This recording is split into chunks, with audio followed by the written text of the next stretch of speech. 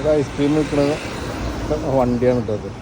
ഇവിടുത്തെ പഴയ വണ്ടി ആൾട്ടർ ചെയ്തിട്ട് അതൊരു ബീച്ചിൻ്റെ സൈഡിലേ കൊടന്നിട്ടിരിക്കുക.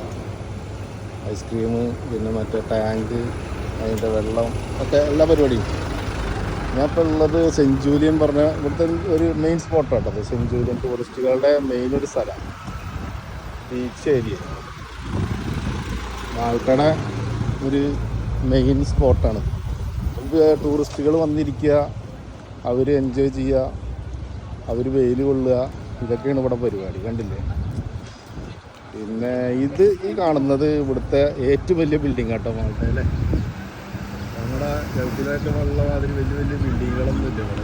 ഇതാണ് ഇവിടുത്തെ മെയിൻ ബിൽഡിങ്, മെർക്കുറി ടവർ എന്ന പേര്. അല്ല ഓക്കെ, ബീച്ച് കണ്ടില്ലേ? ഇവിടുത്തെ ഇത് മെയിൻ സ്പോട്ടാണ് ടൂറിസ്റ്റുകൾ.